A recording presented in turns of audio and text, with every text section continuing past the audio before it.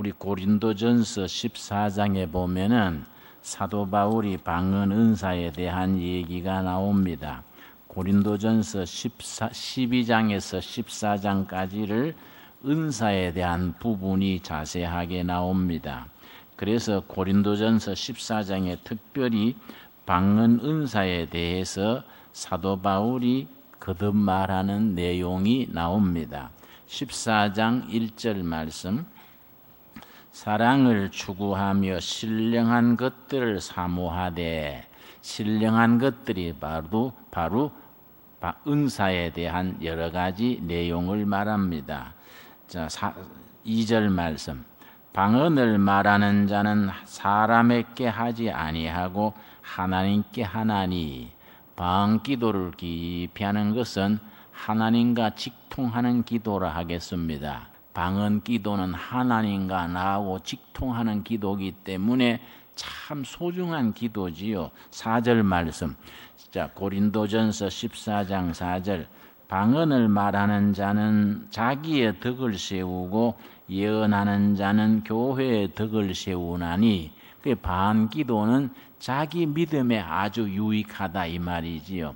신앙에 확신이 없는 사람들이 방언 기도가 열리면은 하나님이 자기 기도를 응답하는 확신을 가지게 되고 하나님이 살아계신 것을 확신하게 되고, 이러니까 자기 믿음에 굉장히 유익한 것이 방언 기도라는 겁니다. 그런데 교회의 덕을 세우는 것은 예언이 교회의 덕을 세우는 거다, 그렇게 말한 뒤에 5절 말씀, 사도 바울이 교인들에게 권하는 겁니다.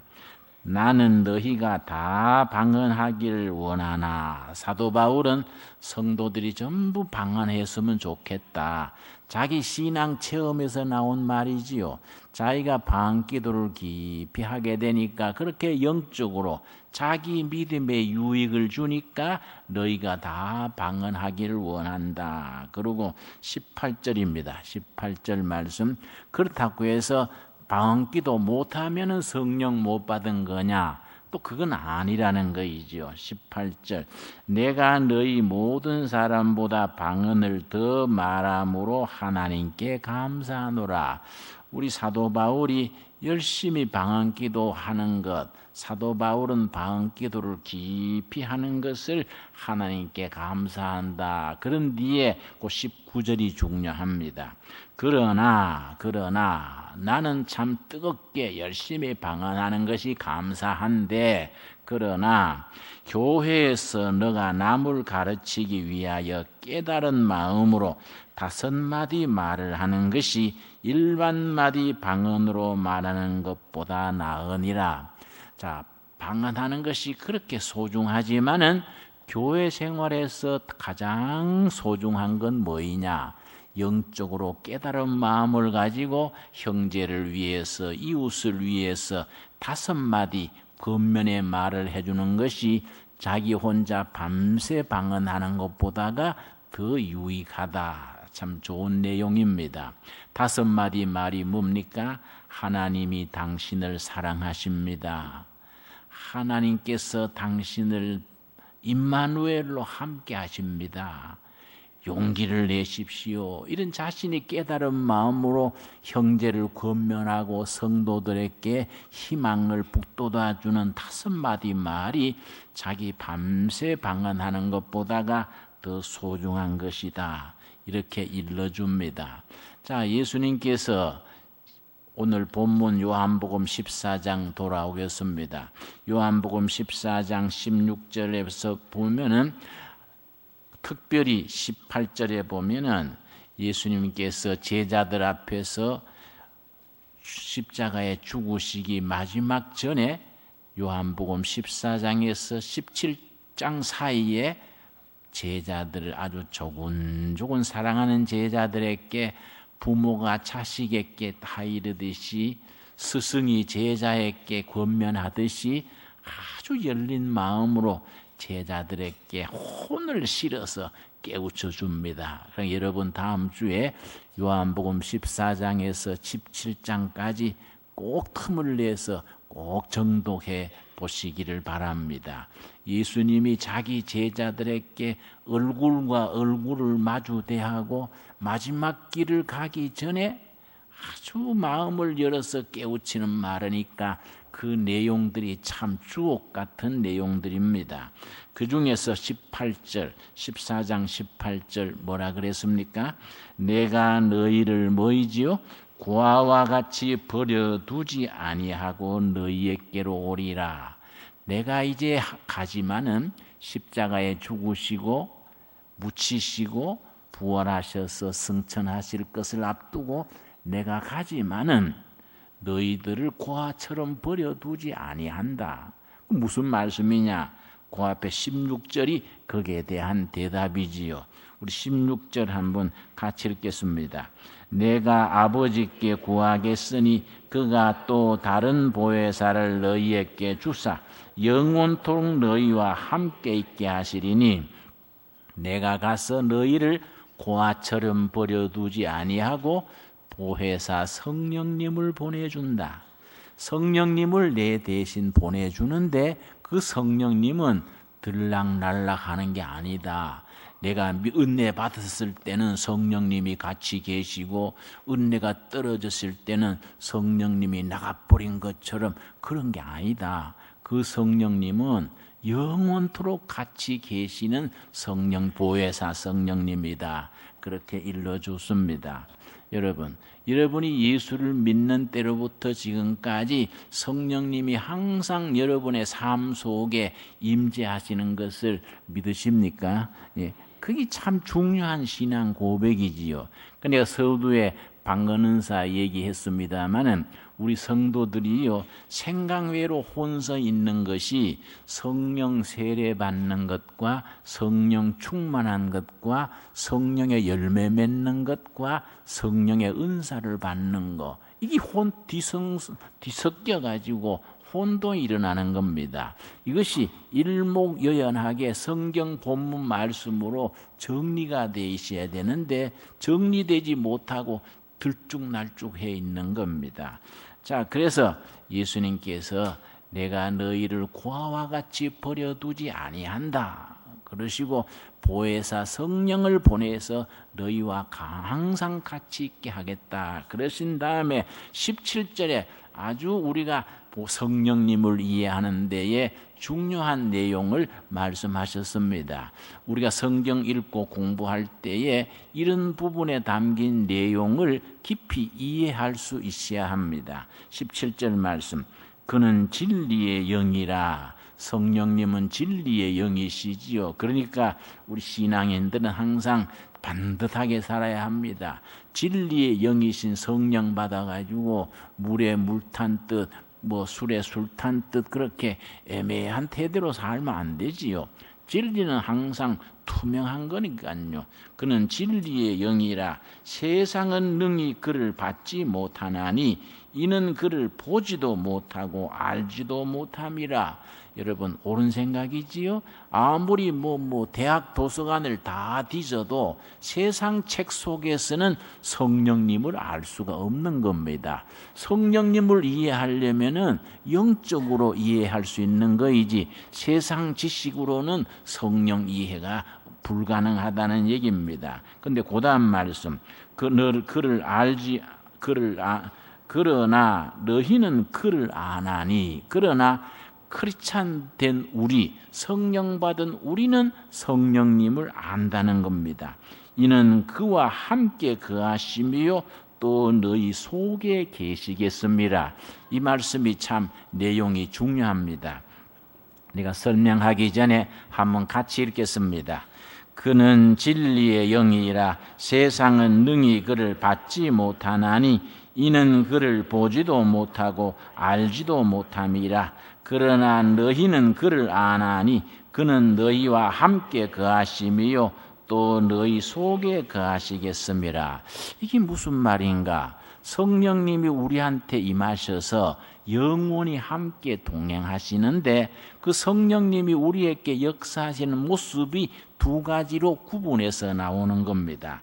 그는 너희와 함께 거하시고 첫째입니다. 두 번째 또 뭐라 그랬습니까? 또 너희 속에 계시겠습니다. 자, 함께 거하시는 성령과 우리 속에 거하시는 성령 두 가지를 설명을 해줍니다.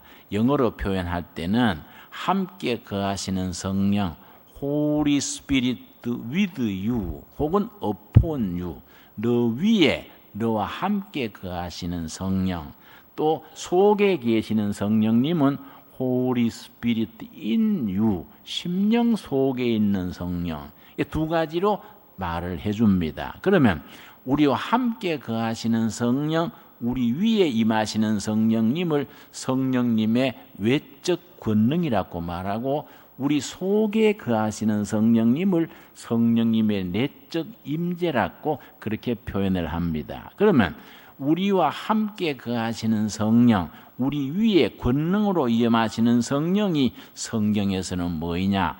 바로 은사지요. 은사. 성령님의 은사라고 말하고 우리 속에 거하시는 성령, 우리 위에 성령님의 내적 임재로 우리 속에 거하시는 성령님을 성령의 열매라고 그렇게 말합니다. 합쳐져서 성령 충만이지요. 그러면 우리 속에 거하시는 성령님, 성령님의 내적 임재, 성령의 열매라고 말씀드렸지요.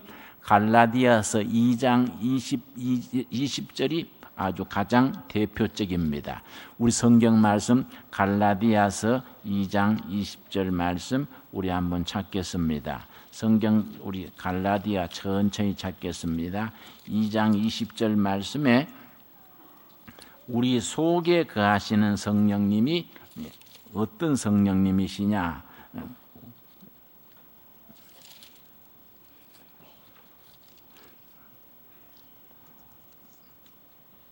5장 22절입니다. 이게 다 나이 차이예요. 나이 탓이. 작년에는 안 그랬는데 절수가 헷갈리는 겁니다. 5장 22절 말씀. 오직 뭡니까? 성령의 열매는 열매가 헬라 말로 카로스입니다. 카로스. 여러분 칼리포니아 미국 캘리포니아 쌀 브랜드 이름 중에 칼로스란 세계적으로 유명한 브랜드가 있습니다. 성령의 열매란 말이죠. 열매, 칼로스. 열매는 사랑과 희락과 화평과 오래 참음과 자비와 양선과 충성과 온유와 절제니 이 같은 것을 금지할 법이 없느니라. 여러분 가만히 주목해서 읽어보면은 성령의 열매 칼로스는 9가지가 나오는데 사랑에서 절제까지 9가지 성령의 열매가 나오는데 이 9가지가 한결같이 우리 속사람의 성품, 인격이 예수님을 닮아가는 인격의 성숙을 말해줍니다. 성령의 열매는 속사람이 예수님을 닮아서 자라는 것 이걸 바로 경건이라 그럽니다. 경건. 경건이란 말을 한마디로 뭐이냐? 예수님을 닮아가는 예수 닮기. 이게 속사람이 예수님을 닮는 삶이 성령의 열매의 내용이지요.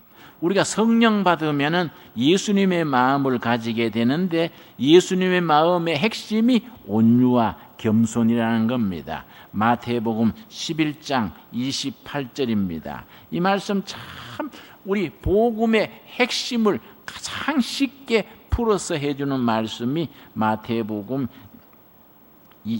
11장 28절이지요. 자, 수고하고 무거운 짐진 자들아 다 내게로 오라 내가 너희를 쉬게 하리라. 예수님이 우리를 수고하고 무거운 짐지고 스트레스 받고 갈등하는 우리를 초청하는 겁니다. 초청하셔서 뭘 베풀어 주시느냐? 29절 우리 같이 읽겠습니다. 나는 마음이 온유하고 겸손하니 나의 멍에를 메고 내게 배우라. 그리하면 너희 마음이 쉼을 얻으리니 이는 내 멍에는 쉽고 내 짐은 가벼움이라 하시니라. 이 말씀대로 여러분 삶 속에 이 말씀이 응답되어지기를 바랍니다. 29절 뭐라 그랬지요? 예수님의 마음이 어떤 마음이라고요? 나는 마음이 온유하고 겸손하니. 온유한 것은 부드러운 것이고 겸손한 것은 하나님 앞에서 낮아지는 겁니다. 이 둘이 같이 나가는 겁니다. 온유와 겸손은 바늘과 실 가듯이 꼭 같이 나가는데, 온유는 인간관계에서 부드러운 것이고 겸손은 하나님 앞에 자신을 항상 낮추어서 자기의 겸손의 의미지요. 나는 마음이 온유하고 겸손하니 내게로 와서 배우라. 그렇게 예수님의 마음을 품고 온유와 겸손으로 살면 살아가는 것이 안식을 누린다, 쉼을 얻는다. 여러분, 요즘 얼마나 스트레스가 많고 신경제약이 많고 불면증이 많습니까? 왜냐? 마음이 쉼을 얻지 못해서. 그런데 성령님께서 오늘 우리를 초청하시는 겁니다. 수고하고 무거운 짐진 자들아 다 내게로 오시오. 둘의 교회로 오시오. 내가 여러분을 쉬게 하겠습니다. 뭘로 쉬게 하느냐? 예수님의 마음을 배워서 쉰다는 겁니다. 예수님의 마음의 두 가지 핵심이 뭐이라고요? 온유와 겸손이다. 이걸 배우면은 너희는 쉼을 얻는다. 이것이 우리가 성령의 열매 중에 들어가는 겁니다. 성령의 열매 9가지 중에 마지막이 뭡니까? 절제지요, 절제. 그래서 어떤 분이 설명하기를 성령의 열매 9가지는 구충집과 같다. 기초는 예수님의 마음, 1층은 사랑, 2층은 희락, 기쁨, 맨 마지막 9층이 뭡니까? 절제지요, 절제. 그래서 우리가 얼마나 영적으로 자랐느냐, 그 기준이, 마지막 기준이 뭐이냐? 얼마만큼 절제할 수 있느냐? 절제할 수 있는 정도가 그 사람의 영적 깊이라는 겁니다. 성령의 열매를 이걸 맺어가기 위해서는 경건의 훈련을 쌓는 겁니다. 늘 말씀과 기도 속에서 훈련을 쌓으면서 점점 열매를 맺는데, 그 열매 맺는 최고의 기준이 뭐이냐? 에베소서 4장 13절에 보면은 예수님의 수준에까지 충만해 이르는 것이 성령의 열매 맺는 최고 수준이지요. 그게 에베소서 4장 13절에 분명히 나오는 겁니다. 너희는 믿는 것과 아는 일에 하나가 되어 예수님의 수준에까지 성령 충만해라. 이게 이제 우리 신앙생활의 목표가 되는 겁니다. 이렇게 속사람이 예수님의 성품을 닮아서 성령의 열매를 맺어가지고, 그 다음에 은사가 뭐이냐? 병을 고친다, 방언을 한다. 이거는 뭐이냐?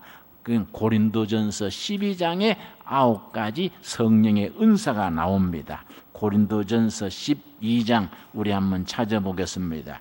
고린도전서 12장, 워낙 신앙생활에 기초적인 내용들인데, 우리가 평소에 아까 말씀드렸듯이 성령 세례 받는 거, 성령 충만한 거, 성령 열매 맺는 거, 성령의 은사 받는 거, 이 혼선이 일어나 가지고 잘 분별을 못하는 분들이 많기 때문에 기초 공부를 지금 다시 한번 하는 겁니다.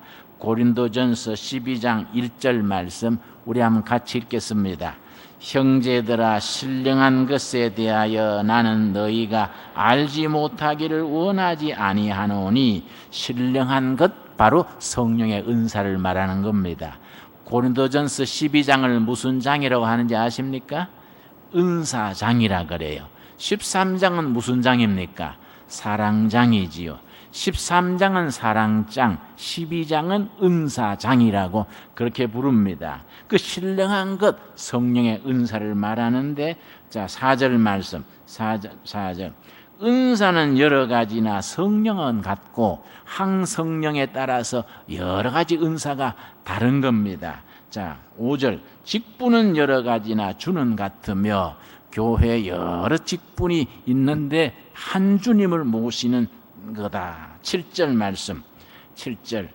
각 사람에게 성령을 나타내심은 유익하게 하려 하심이라. 자, 여러분, 은사를 이해하는데 세 가지 기준이 있습니다. 세 가지. 성령의 은사가 이제 12장에 나오는데 몇 가지 기준을 알아야 된다고요? 세 가지. 첫째는 뭐이냐? 은사는 교회를 섬기는 도구다.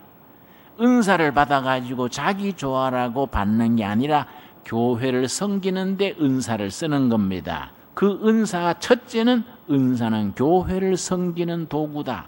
둘째는 은사는 자기에게 가장 유익한 것을 주신다.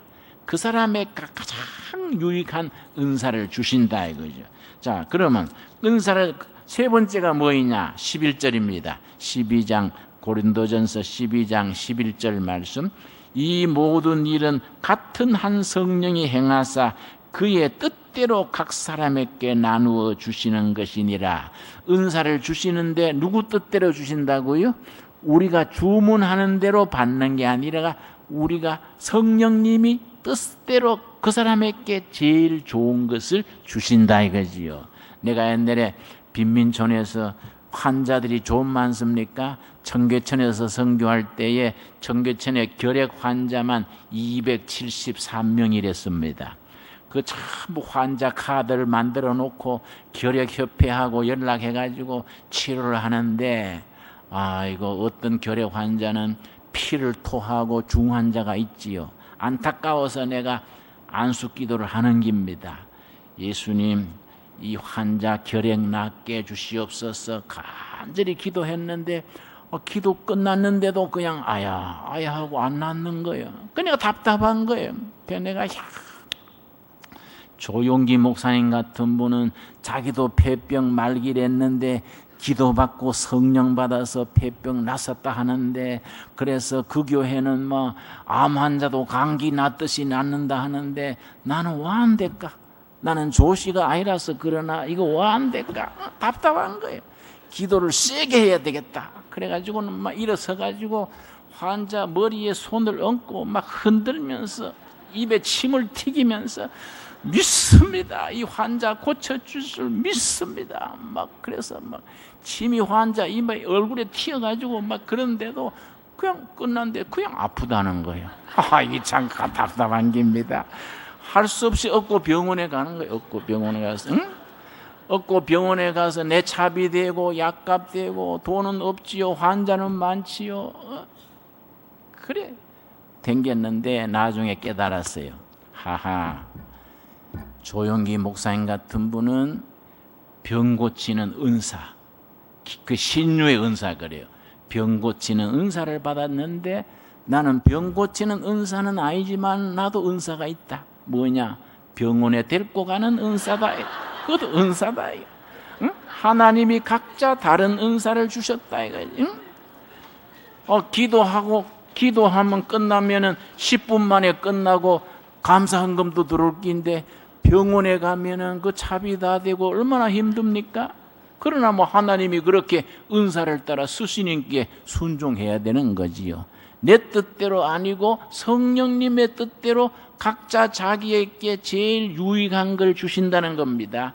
자기에게 제일 유익한 걸 주셔서 그래서 교회를 섬기고 시대를 섬기게 하는 거니까 여러분 이번 주간에 기도하시는 중에 내가 받은 은사는 뭐일까? 내 이 은사를 가지고 교회를 잘 섬기고 이 사회에 유익을 주는 은사를 잘 내가 순종하는 성도가 돼야지, 그렇게 다짐할 수 있게 되기를 바랍니다. 우리 기도하겠습니다.